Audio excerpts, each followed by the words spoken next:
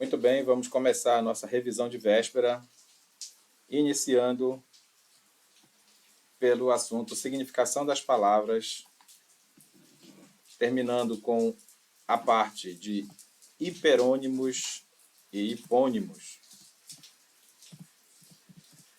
O que é hiperônimo? O hiperônimo é o campo semântico, a partir do qual eu consigo os hipônimos, que são os exemplos que pertencem ao mesmo campo semântico.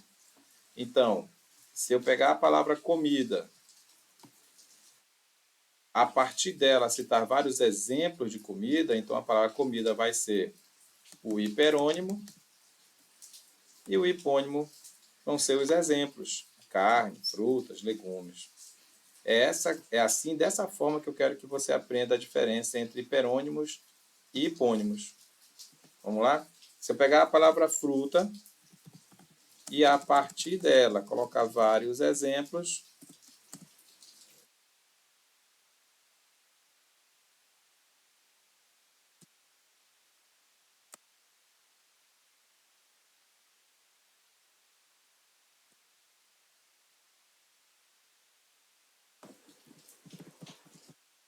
então fruta passa a ser agora o hiperônimo e os exemplos são os hipônimos. É assim que eu quero que você guarde, é assim que eu quero que você leve para a sua prova. Ou seja, você já está vendo que hipônimo e hiperônimo são relativos, não é? São relativos. Por quê? Simplesmente porque dependendo da posição da palavra. Né? A partir da palavra comida, você cita carne, fruta e legume. Então, aqui nesse exemplo, fruta em relação à palavra comida é um hipônimo. Mas, de repente, fruta passa a ser hiperônimo se ele for a partir dele os exemplos citados: abacaxi, cupuaçu e ameixa. Então, não confunde, leva isso para a prova. Caiu na prova de vocês amanhã, você não vai errar. Hiperônimo é o campo semântico, ou seja, a partir daquela palavra eu tenho vários exemplos. E os exemplos são os hipônimos. Então, não dá para dizer sozinha se a palavra é hipônimo ou hiperônimo. Ela depende de um ponto de referência. A palavra fruta em relação à palavra comida é um hipônimo, porque é um exemplo de comida. Mas a mesma palavra fruta em relação a abacaxi, por exemplo, passa a ser um hiperônimo, porque o abacaxi é um exemplo de fruta. É bem tranquilo, é bem simples. Guarde isso com carinho para você não errar uma questão dessa, por exemplo, da nossa prova.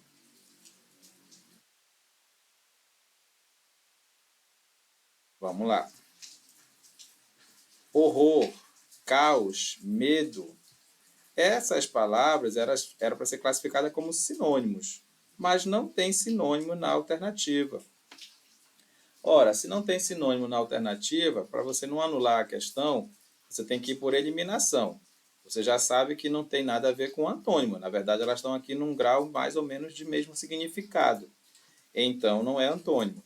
Também você descarta homônimo e parônimo, porque você já sabe, você já aprendeu que para ser parônimo tem que ser palavras que não têm escrita igual, não têm pronúncia igual, mas elas são bem parecidas. E para ser homônimos tem que ter alguma coisa igual, ou escrita, ou pronúncia, ou os dois. Então, só ficou mesmo para você marcar aí ou hipônimo ou hiperônimo. Para não anular a questão, você vai dizer que essas palavras são hipônimas. Por que elas são hipônimas? Porque elas pertencem ao mesmo campo semântico.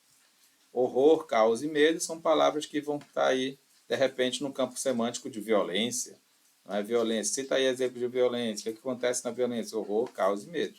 Essa questão deveria ser anulada porque, na verdade, elas são como sinônimos, mas aí você fazendo a eliminação, no dia da prova você não tem a menor dificuldade. Então, guarda mais uma vez aí. Está aqui agora completo para você, já que nós estamos na revisão de véspera. Guarda com carinho isso aqui. Ó. Sinônimos são palavras que têm significados semelhantes. Antônimos são palavras que têm significados opostos. Parônimos são palavras que não têm pronúncia igual, nem escrita igual, mas são bem parecidas. Homônimos são palavras que têm pronúncia igual, e aí são chamadas de homófonas, escrita igual, que são chamadas de homógrafas, ou os dois, escrita e pronúncia iguais, que são os homônimos perfeitos. A diferença entre hiperônimo e hipônimo é simples. A partir de uma palavra você tem vários exemplos, essa palavra é o hiperônimo e os exemplos são os hipônimos. Simples assim. Vamos lá então. A questão ganhou proeminência. Um sinônimo da palavra proeminência. Relevância, não é? Relevância. Mais uma questão de sinônimo aí, tranquilinho para a sua prova.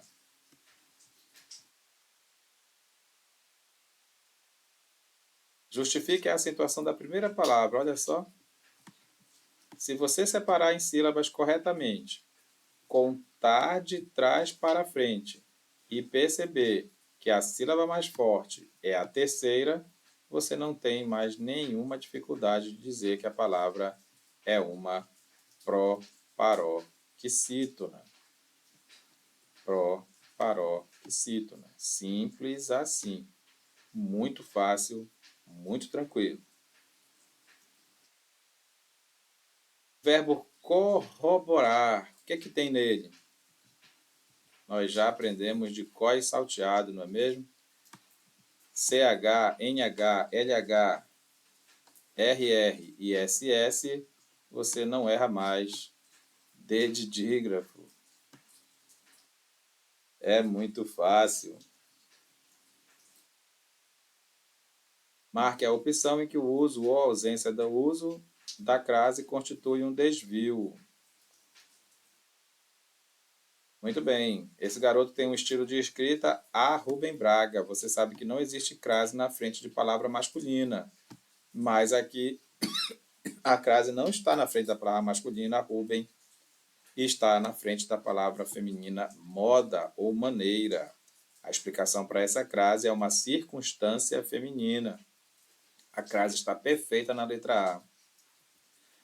Vou mesmo a pé. É outra circunstância, só que agora é uma circunstância masculina, então não tem crase. Perfeita a letra B. Andar a cavalo é outra circunstância, também masculina, não existe crase na frente de palavra masculina. Recorri a quê? Recorri a quê? À justiça. Crase perfeita, porque você fez uma pergunta com a preposição a, e o a da frente da palavra justiça é uma substantivo feminino, é artigo, então a crase está correta. Perante quem ou perante o quê? Perante a lei, esse a também está corretíssimo, porque não existe crase depois de preposição.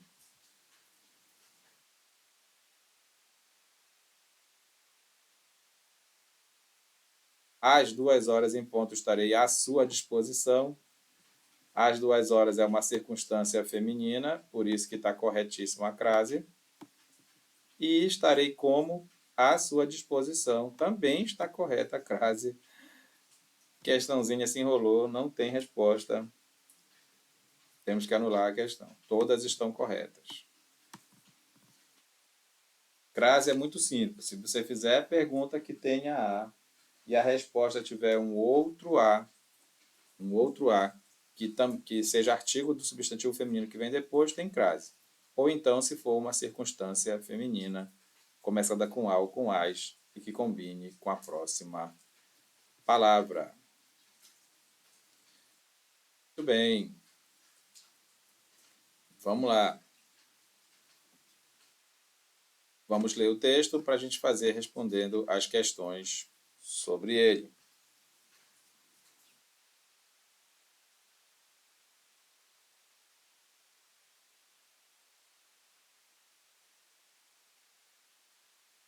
Do Magno 357 para Harvard. Roland Fry morava com a avó quando alguns parentes foram presos e condenados por fabricar e distribuir crack. Viu o pai estuprar uma mulher e pagou sua fiança quando ele foi preso. Aos 15 anos, vendia maconha e não saía de casa sem seu revólver Magnum 357. Dos seus 10 parentes mais próximos, 8 foram assassinados ou presos. Por pouco não participou de um assalto no qual seus amigos foram presos. Assustou-se e decidiu mudar de vida. Entrou para a Universidade do Texas, formando-se em economia em 2 anos e meio. Doutorou-se em 3 anos e meio na Universidade da Pensilvânia. Hoje é professor em Harvard. O homem é irrequieto e curioso. Com 2 economistas da Universidade de Chicago, criou uma escola para aplicar ideias novas que flutuam por aí. Bihart e T. Risley pesquisaram longamente como os bebês aprendem a falar. Amostra, pesquisa de campo, gravadores e tudo mais. Grandes surpresas. Ao chegar aos 3 anos, uma criança de classe alta ouviu 30 milhões de palavras a mais do que uma pobre. Mais ainda, ouviu muitas palavras de encorajamento, enquanto a pobre ouviu mais frases curtas do tipo cala a boca, não mexe nisso, ou fica quieto. E tem mais. As mães educadas perguntam e esperam respostas. As pobres, além de falar pouco com as crianças, apenas dão ordens com pouca interação. Como resultado, o desenvolvimento linguístico dos 2 grupos se distancia. Isso afeta a inteligência e a capacidade de aprender na escola, já que as crianças dependem do número de palavras conhecidas e da competência para emendá-las, umas às outras. Como disse Wittgenstein, pensamos com palavras e quem não as sabe usar corretamente não pode pensar bem. A professora Dana Susskind foi uma das precursoras dos implantes cocleares na Universidade de Chicago. Essa cirurgia permite que certas crianças nascidas surdas passem a ouvir. Ao longo de seu trabalho, ela notou um fato surpreendente. As crianças submetidas ao procedimento logo ao nascer têm um desenvolvimento normal da fala. Em contraste, nas que somente recebem o implante após alguns anos de vida, a aquisição da fala é morosa ou nula. Ou seja, quem perdeu o bonde de uma interação linguística precoce estará prejudicado para o resto da vida escolar. Na idade de mais prodigioso desenvolvimento do cérebro é que se aprendem as palavras e seus usos. O terceiro fato que chamou a atenção dos 3 economistas foram os estudos de Jamie Heckman, que mostram com números a importância do que hoje se chama de traços socioemocionais, tais como a autoconfiança, a persistência e a organização. Sem isso, nada feito. Com esses achados em mãos, eles conseguiram um dinheirinho de uma fundação e criaram uma escola. Seu raciocínio foi simples. Se esses são os eixos do sucesso, é preciso enfiá-los na escola. Chama muita atenção no programa a estratégia de educar os pais para que passem mais tempo conversando com os filhos, desde muito jovens, para que estimulem o diálogo, para que turbinem sua autoestima e evitem dizer não pode, para que promovam os bons traços do socioemocional. Em linha com experimentos prévios de Fryer, o programa deu prêmios em dinheiro aos pais para que cumprissem a terapia prescrita. Educadores costumam ter faniquitos diante dessa mercantilização da paternidade, mas na linha da educação baseada em evidência é experimentar para ver se dá certo. A conversa sobre filosofia fica para depois. Deu certo? No todo, espetacularmente. O programa aumenta o rendimento escolar de forma muito significativa, com custos baixos, consegue o mesmo que outros programas caríssimos. Mas deu também uma zebra. O programa melhora o aprendizado dos pobres, hispânicos e brancos. Em contraste com Vila Sésamo, não melhora em nada o rendimento dos negros, embora a roda de frente seja negra. Lições? Primeira, vivas para um país que consegue pescar talentos no fundo do tacho. Segundo, a educação evolui nas mãos de gente imaginativa e corajosa que tenta novas soluções. Terceiro, mas e os negros? Pesquisa é assim, acerta aqui, erra acolá. Deve-se consertar o programa, mas sempre com experimentos rigorosos, avançando passo a passo. Muito bem.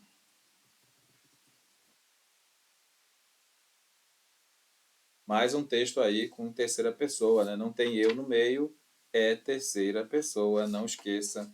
Vai cair isso amanhã, de certeza certa. Marque a opção correta de acordo com a pesquisa referenciada pelo texto. É puro preconceito associar o status quo do indivíduo ao seu desenvolvimento linguístico? Não, foi mostrado aí pelo estudo que é muito melhor o desenvolvimento linguístico nas crianças ricas. As mães, independentemente da classe social a que pertencem, auxiliam positivamente no desenvolvimento linguístico dos filhos? Não, só as ricas. A condição socioeconômica da criança influencia no processo intelectivo de aprimoramento da linguagem? Opa, parece que é essa a resposta. A capacidade de expressão linguística da criança é inata desde seu nascimento, bastando que seus métodos sejam aperfeiçoados? Não, não disse isso. Uma criança somente poderá se expressar corretamente se pertencer a uma classe social abastada. Aí está errado. A resposta, tranquilamente, é a letra C. Dependendo do meio, ela vai ter o melhor processo intelectivo. Sobre o personagem Roland Fry, tratado no texto, é incorreto afirmar o seguinte: a educação transformou a sua vida, impondo-lhe um rumo virtuoso à sua existência? Com certeza. Deixou de ser aquela pessoa ruim e terminou como professor de Harvard. A Universidade de Harvard o inspirou a desenvolver a pesquisa, tendo como parâmetro de embasamento a sua infância desregrada. Em que momento do texto foi dito isso? Nem pensa, nem lê as outras. Queremos a errada. Você lê o texto com boa vontade, você lê o texto 2 vezes em seguida, então você não vai ter problema para responder.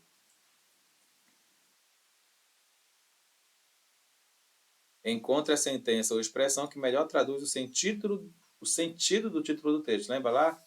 De Magno 357 para Harvard. É a história dele, né?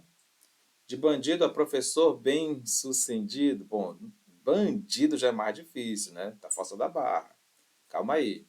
Em Harvard também tem violência, não tem nada a ver. Um revólver na universidade. Os jovens de menor idade também têm direito ao acesso às grandes universidades. A passagem da bandidagem para a universidade é privilégio de poucos. Puxa, agora ficou difícil, né? Porque não é a letra D. Os jovens de menor idade também têm direito ao acesso às grandes universidades? Não. Infelizmente, você vai ter que marcar a letra A, de bandido a professor bem-sucedido, porque ele estava numa vida ruim, não é? Ele estava numa vida ruim e foi lá para professor. Qual é a frase que melhor assinala a diferença entre as mães ricas e as pobres, de acordo com a pesquisa evidenciada no texto? Ser filha de mãe rica garante a uma criança um excelente desenvolvimento linguístico? Sim, é essa a resposta. As crianças filhas de mães pobres, por serem subnutridas, acabam tendo um fraco desenvolvimento escolar. Ninguém falou em nutrição. As mães ricas são mais pacienciosas em fase do elevado padrão de vida que têm em comparação com as mães pobres. Bom, não foi falado em questão de paciência. As mães ricas têm acesso às melhores escolas, restando para as pobres as escolas precárias. Vamos ver a letra E.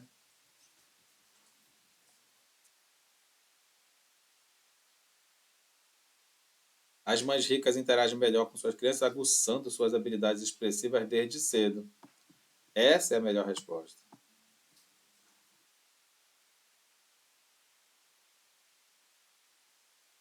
Foi dito no texto. Os chamados traços socioemocionais são valorizados pela pesquisa referenciada no texto. Aponte um elemento que integra esses traços. Bom repertório lexical. O léxico tem a ver com a língua, as palavras da sua língua. E é isso mesmo, né? É o bom repertório lexical que são valorizados pela pesquisa no texto. Aqui é a resposta.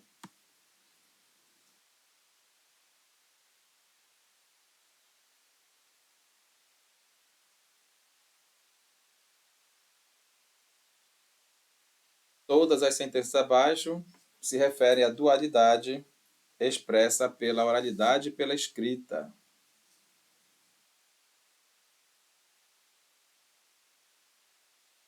Todavia, apenas uma dessas sentenças está certa, identifica essa sentença. Agora já acabou a parte de português, não é? Maravilha.